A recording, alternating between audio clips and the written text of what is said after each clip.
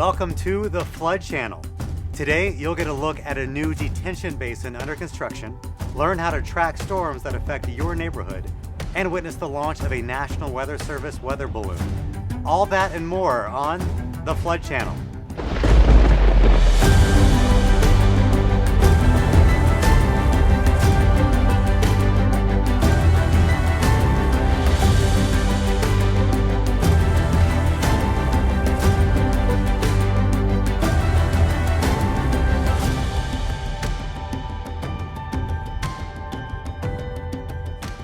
Construction on one of our newest flood control facilities is underway right now in the eastern Las Vegas Valley.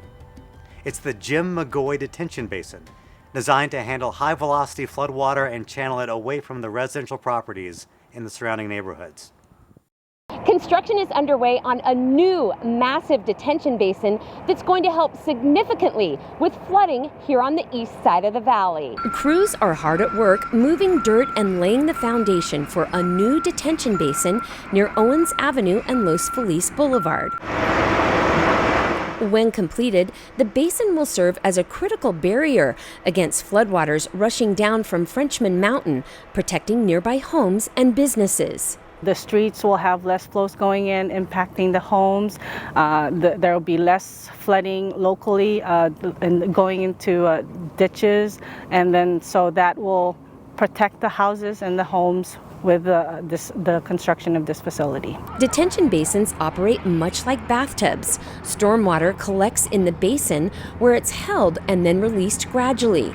This process protects homes, schools, and businesses downstream from flooding. Detention basin and channels or storm drains play a big role in protecting the people of Las Vegas, both the citizens and the visitors alike, from impacts of flooding. These facilities help move stormwater and urban water runoff safely through our communities. We work closely with Flood. It's a great relationship with them. We're community members together and making sure these projects are completed. And then, we're really the highlight for the nation as far as flood control systems, how they're not only funded but constructed and then planned. This basin is named after Jim McGoy, a former Nevada State Assemblyman. Following several flood-related deaths in the 1980s, McGoy sponsored legislation that laid the foundation for the Regional Flood Control District. Flood control facilities are the silent protectors. You don't see them because they're underground. You don't see them above the hills, but they are there.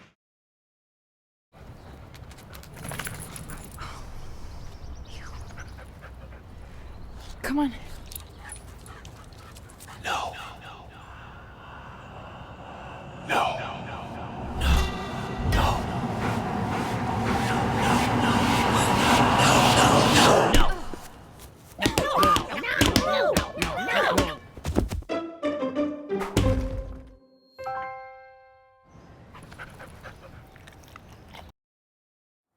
What if we could accurately predict a monsoonal storm, or a tornado, or a flood right in your neighborhood? At the National Weather Service station in Clark County, forecasters use a mix of traditional tools and modern computer science to do exactly that.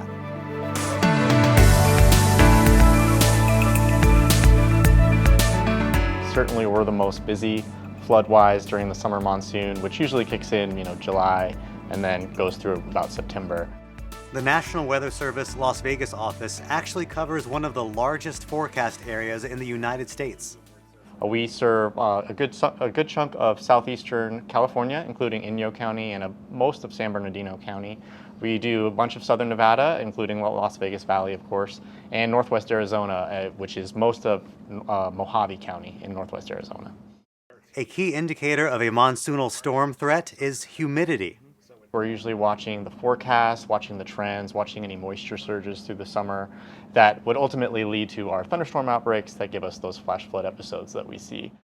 The Regional Flood Control District's network of rain gauges throughout Clark County is vitally important for identifying flooding threats. Weather Service forecasters rely on collected weather data and computer models to get ahead of monsoonal storms.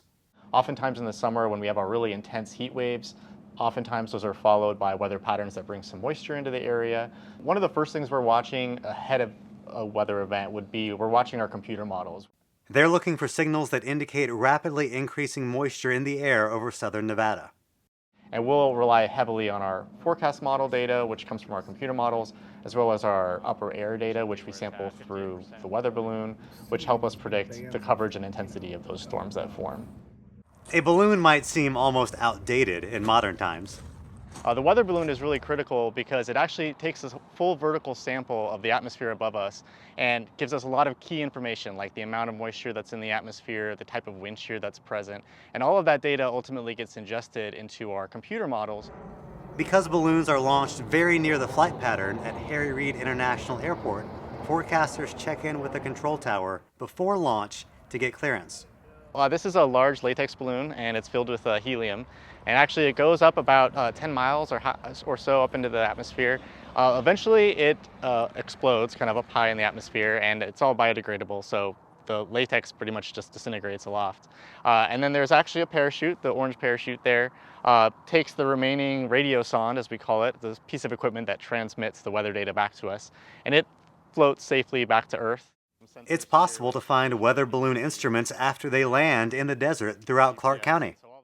Yeah, we get them at random places sometimes, and they can actually sometimes be recalibrated and we can use them again. Data gathered from the balloons helps forecasters analyze moisture, temperature, wind speed, and direction. It can really help us be more effective at anticipating flash flood threats. Incoming weather data can be tracked live inside the weather station. It's already at an altitude high enough that it's minus 13 C, so it's pretty chilly where it's at. 58% relative humidity, its current wind speed, it's sampling that. Wind direction, so it's sampling kind of a northwesterly wind, north-northwesterly wind, and then its current altitude. So the balloon rises through a 10-mile high column of air to make its measurements. After about 90 minutes, its work is done. From us being basically the center point, it kind of went a little to the west, then kind of curved back around, and now it's getting those northwesterly winds. When a potential flood threat is identified, a forecaster issues a public warning. Say I'm concerned about this particular shower for flooding. So I would draw a polygon and then say this is the area that I'm especially concerned about for flash flooding. And ultimately it'll kind of outline that area, and I'll say I want to issue a flash flood warning. And it gives me all of these opportunities for what I want that warning to say. Once a warning is issued, the Weather Service office is immediately in contact with the Regional Flood Control District staff. The rain gauges are mostly Clark County Flood Control District. We have some of our own. We have some FAA equipment that we utilize heavily. There's also some Forest Service related observations, but most of the Clark County gauges within Las Vegas Valley are owned by Clark County Flood Control District. This is when Clark County residents need to consider taking precautions. If you encounter one of those alerts, during the summertime, our big risk areas are going to be those areas that are near washes, near some drainage areas. If you're out, camping or hiking, maybe at Red Rock Canyon, any of that low water crossings, any of those washes and drainages in those areas, those are the areas you really want to escape from and seek higher ground from as fast as you can. If you're in the middle of town, an area that doesn't regularly flood, you're probably fine. But if you do know anybody, certainly reach out to them and let them know, hey, seek higher ground. A lot of the times we have kids playing in some of these parks and stuff, such like that, and those are really vulnerable areas. So anytime that you get that alert, be aware of your surroundings and be prepared to seek higher ground if that's a flood zone. New technology, including advanced satellites and services like Starlink, are helping to improve weather forecasting. There's been astronomical change in terms of the data that we have and some of the tools that we have at our disposal to forecast the weather. It's really come a long way. Artificial intelligence will soon change the business of forecasting weather. I'm looking forward to the day when we can, with high confidence, say there's going to be a tornado that's going to form at this particular location at this particular time, and it being accurate within a mile or two. And I think that type of technology is coming in the decades ahead. Now it's time for Street Talk, where I quiz unsuspecting Clark County pedestrians on flood control trivia for their chance to win a prize. Let's go.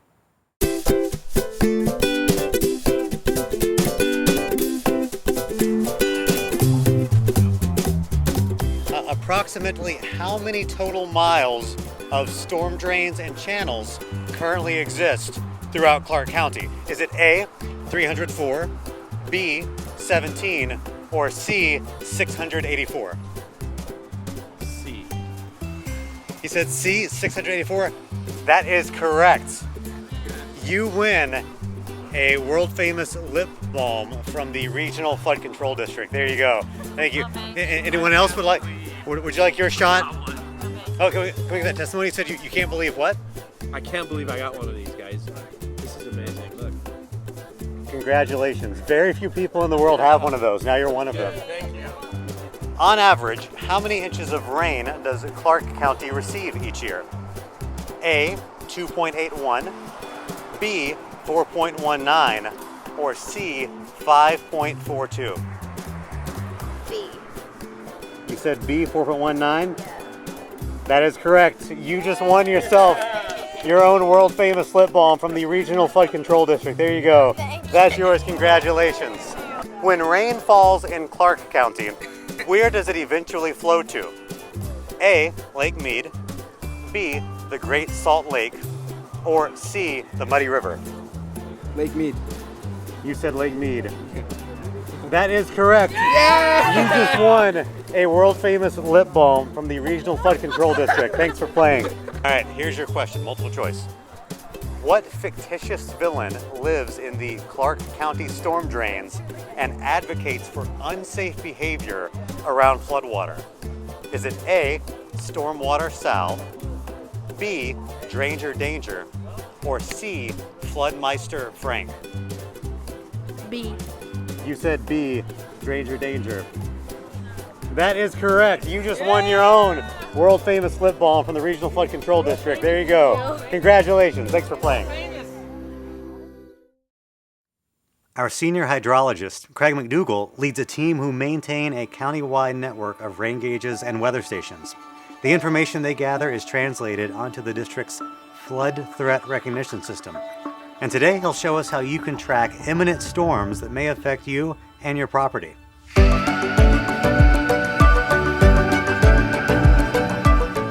For folks who are interested in monitoring our rainfall and water level data, all they have to do is go to our website, regionalflood.org, and the gauge map is where you can visually see our rain gauges as they are collecting data during a storm event, or even on a nice day like this. You can look at our weather station data.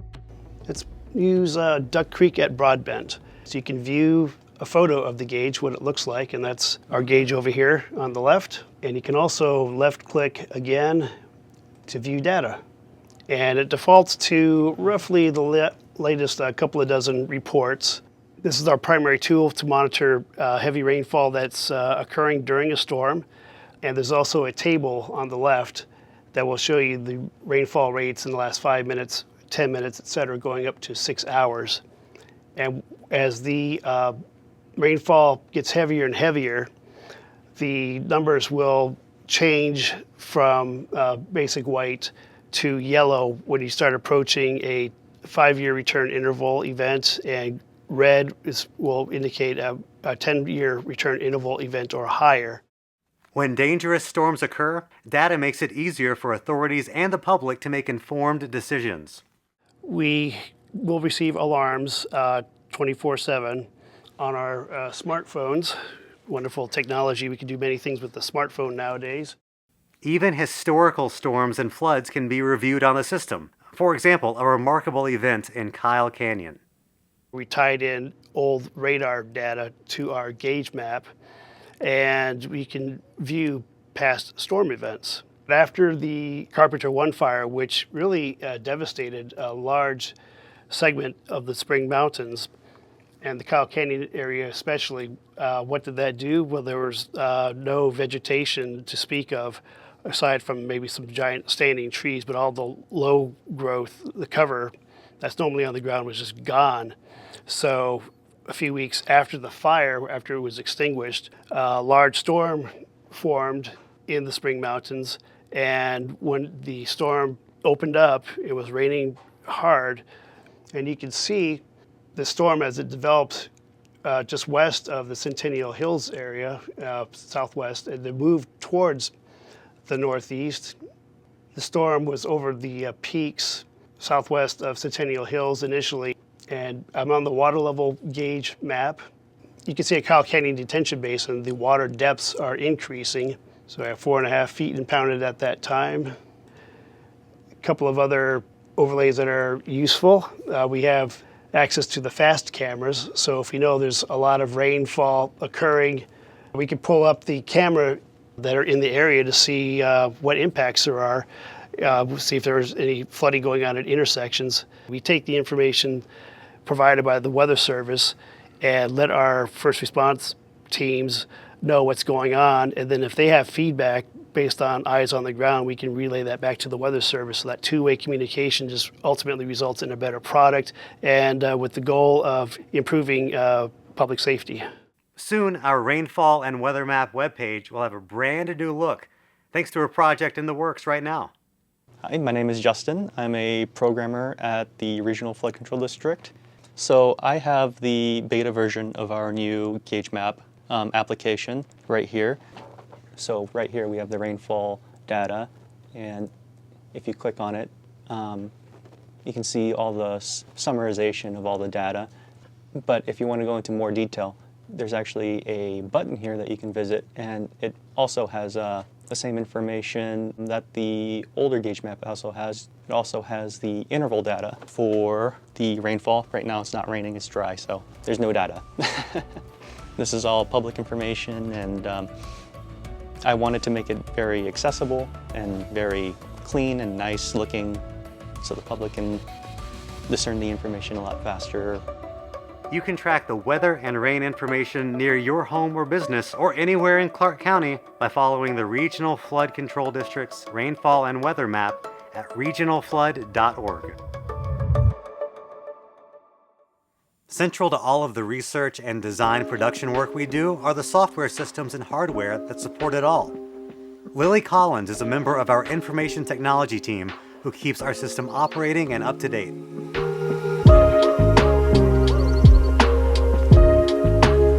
Well, when I try to explain it to middle schoolers, fifth graders, elementary school, I kind of tell them I try to solve like a 1,000-piece puzzle. So it's a really large puzzle. There's a lot of moving pieces, and I kind of have to figure out how the puzzle pieces fit together. Lily works in code. Whether it's C#, JavaScript, or SQL, she deals with languages that create applications, websites, and maps. In the field of technology, things are always changing. I think the biggest is how much more we're reliant on technology, and that's just because we do a lot more, we don't do as much paper movement. Lily has helped her coworkers become more efficient. And now we have a virtual document library, and so we kind of have an automated process where now anybody can submit documents to us online, and then we can also automatically push those up into our file server. Lily received her first computer at a young age. It gave her direction for the rest of her life. I got my first computer, I was 14, and so that kind of catalyzed my entire rest of my life because I got that computer, it broke, and then I had to fix it. And so I was just like, this is kind of cool. Like, I was able to fix it, and I really enjoyed it. Like, it gave me, a sense of like, I think this is my purpose. And now she solves problems to help others. I have a form, and I have 10 or 12 fields on this form, and there's just this one field that isn't right. And so now it's like, okay, I got to go through each field and figure out why isn't the data reading the way it's supposed to. In her 10 years with the district, Lily has seen a lot of change. And now, artificial intelligence is emerging. I use it almost every other day, and that's just because sometimes there's just so much coding and languages that I have to try to figure out, and so it's easy for me to use our artificial intelligence tools here and just be like, how do I do this? And then it like spits out the code, and I'm just like, okay, this is great. I think AI will help us to hopefully be efficient in how we maintain and move forward, and continue to try to just make things easier. In addition to her busy life in technology, Lily is also a mother to an active teenage son. So I have one son, his name's Jaden, he's 14, he's currently a 9th grader, he just started high school, so that's really exciting, and I'm learning a lot. He's looking to be a teacher like my brother, mostly PE because he loves athletics and sports, so but he likes kids. So I'm super proud and super excited for what he's gonna do, and he's already talking about college. He wants to play football in college, so that's his main goal right now. How does Lily feel about her job? I love it. Obviously, I'm a diehard. I will probably do IT for the next 30 years, forever, if I could. I come to work every day, and it's just, wow, like I get to do this for work, you know? And her best advice for others is to find a profession that you love.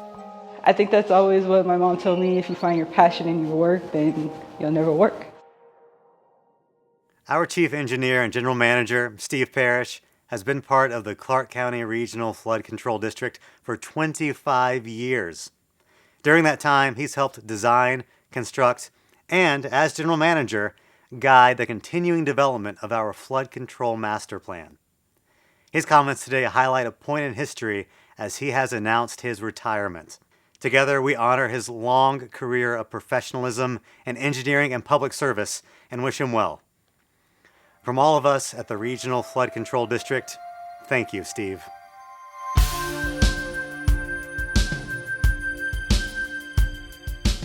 Hello, thank you for watching this episode of the Flood Channel. I'm Stephen Parrish. I'm the General Manager and Chief Engineer of the Clark County Regional Flood Control District. I wanted to let you know that this is actually my last Flood Channel show. I'm actually, after a 33-year career, planning on retiring. And so I'll be moving on to retired life, but I'll be replaced by our Assistant General Manager, Andrew Trelease, who's been accepted by our board and promoted to the General Manager position.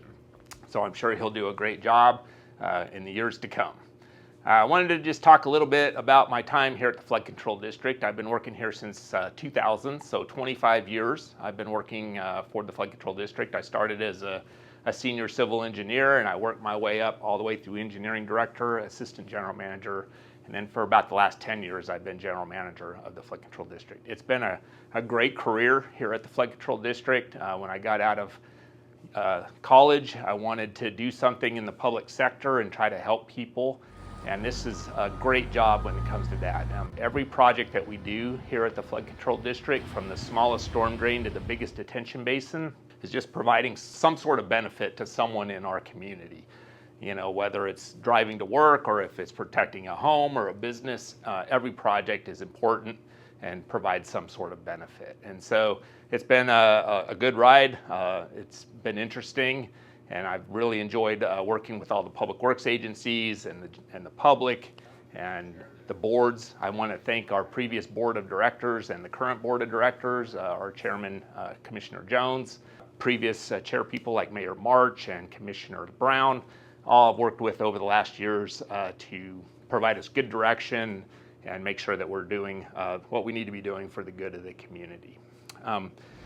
We recognize that we're using your tax dollars to pay for these flood control facilities, and it's important for us to be good stewards of those tax dollars and make sure that we're spending that money wisely and that we're providing good, efficient structures to make Clark County more resilient to the dangers of flooding.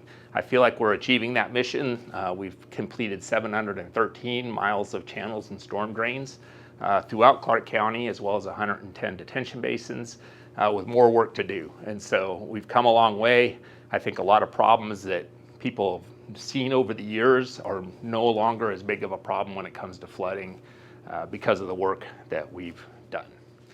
A few projects I wanted to touch on that I'm kind of proud of. I'm proud of all of our projects, really, so it's hard to pick just one or two, but a few that I think over the years has been reflective of what we've done include like the Charleston Underpass improvements. You know, Charleston Underpass had always been a problem where Charleston goes under the Union Pacific Railroad. It flooded almost every time that it rained on the west side of Las Vegas. That water would run down and fill that underpass up, and the people that have lived here for a while probably remember that. And we did a lot of work to build a facility all the way up from Las Vegas Wash, and then build it along I-15 to collect all that water coming down before it got to the railroad and drained into the underpass. And so that problem, you know, that project fixed a lot of problems, but the most prominent was that Charleston Underpass issue that got resolved with that work. Another big project that we did was the Club at Sunrise, which is a golf course down by Desert Inn and Nellis. That Golf course had a history of flooding, not just the golf course, but all the areas around it. There were a lot of homes that run alongside of the golf course that always were getting flooded. And so we were able to go in and actually remove that golf course and lower the elevation there and then put that golf course back, providing a lot more capacity for all of that water to drain through. And those people that live out there now don't have to live in fear of water coming into their homes during storm events. You might remember in 1999 we had a 100-year flood here in Las Vegas. Mostly that was in the south part of the Las Vegas Valley. The Flamingo Wash, the Tropicana Wash, the Duck Creek Washes all experienced a lot of runoff from that flood. We've done a lot of work over the years since 1999 to make that better. The Flamingo Wash in particular has a number of facilities that have been constructed. You might remember the mobile home park by Boulder Highway, the Miracle Mile mobile home park, that the trailers got undermined and some of them washed into the channel during the storm event. All that's been fixed now, again, providing a peace of mind for the people that live in that area. We also completed a core project, a $330 million core project where we partnered up with the U.S. Army Corps of Engineers to do a number of detention basins and several miles of primary channel, 28 miles of primary channel, to collect water all in the southwest part of the Las Vegas Valley and safely convey it down through the valley, eventually making it on to Las Vegas Wash and out to Lake Mead. So there's been a number of projects over the years. I could go on all day long talking about all these projects, but again, when we're dealing with flood control, the smallest storm drain up to the biggest detention basin provides some benefit to someone. And it's just been a pleasure working with all the engineers in Clark County and at the public works agencies. Everyone's very committed to getting the job done. I really want to thank our staff. We have a very small staff, about 28 people working at the Flood Control District, but we're very focused on our mission of trying to make Clark County more resilient to flooding.